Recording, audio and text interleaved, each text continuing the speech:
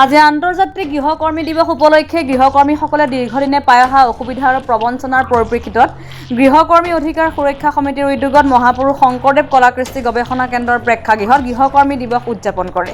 তেওঁলোকৰ সামাজিক নিৰাপত্তা সুনিশ্চিত কৰা, নিম্নতম মজুৰি, বৃদ্ধ পেঞ্চন আদি বিভিন্ন দাবীৰে হাতে হাতে প্লেকাৰ্ড লৈ এক শোভাযাত্ৰাও যোৰহাট নগৰৰ মাজমজিয়াই বাহিৰ কৰে আৰু এই দাবী ৰূপায়ণ কৰি এখন আইন প্ৰণয়ন কৰিবলৈ চৰকাৰলৈ আহ্বান জনায়।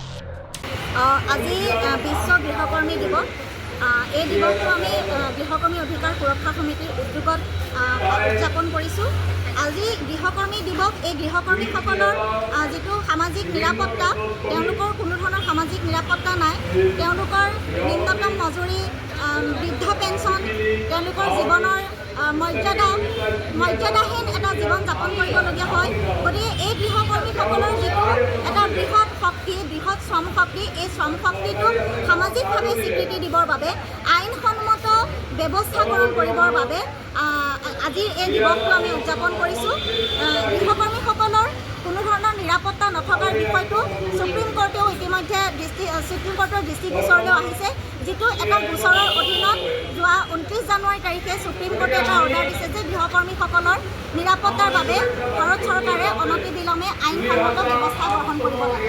তো আমি আজি মূলতঃ দাবী জনাইছোঁ যাতে সুপ্ৰিম কোৰ্টৰ অৰ্ডাৰটো মানি ভাৰত চৰকাৰে অতি শীঘ্ৰেই গৃহকৰ্মীসকলৰ সামাজিক নিৰাপত্তাৰ আইন বলবৎ কৰে, সামাজিক নিৰাপত্তা আইনৰ অধীনত গৃহকৰ্মীসকলৰ কল্যাণকামী বোৰ্ড গঠন কৰে, যাৰ জৰিয়তে আমাৰ যিটো মূল দাবী, গৃহকৰ্মীসকলৰ ন্যূনতম মজুৰি নিৰ্ধাৰণ হ'ব লাগে, গৃহকৰ্মীসকলৰ বাসস্থানৰ ব্যৱস্থা হ'ব লাগে, গৃহকৰ্মীসকলৰ বৃদ্ধ পেঞ্চন থাকিব লাগে, গৃহকৰ্মীসকলৰ ল'ৰা ছোৱালীৰ শিক্ষাবৃত্তি থাকিব লাগে, তেওঁলোকৰ ভৱিষ্যতৰ নিশ্চয়তা থাকিব লাগে, সামাজিক মৰ্যাদা থাকিব লাগে আৰু এটা মৰ্যাদাসম্পন্ন জীৱন যাপন কৰিব পৰাকৈ সকলো ধৰণৰ ব্যৱস্থা গ্ৰহণ কৰিব পৰাকৈ এখন আইনৰ ব্যৱস্থা হওক, আমি তাকে আজিৰ দিনটোত দাবী জনাইছোঁ।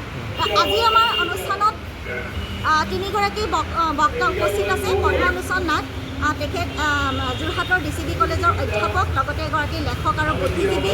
বন্দিতা মীনা, পূৰ্ব ভাৰতী এডুকেশ্যনেল ট্ৰাষ্ট আৰু ওমেন ইন গভৰ্নেন্সৰ তেখেত কৰ্মী, মহিলা অধিকাৰৰ লগত সদায় জড়িত। সুনীল বৰুৱা, চিটুৰ পৰা centre of trade union centre, Jorhat জিলাৰ সভাপতি, তেখেত উপস্থিত আছে।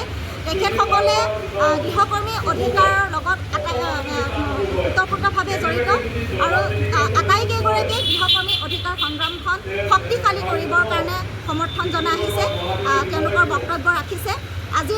আজিৰ অনুষ্ঠানত প্ৰায় 200ৰো অধিক গৃহকৰ্মী উপস্থিত আছে, নিৰ্মাণ শ্ৰমিক উপস্থিত আছে।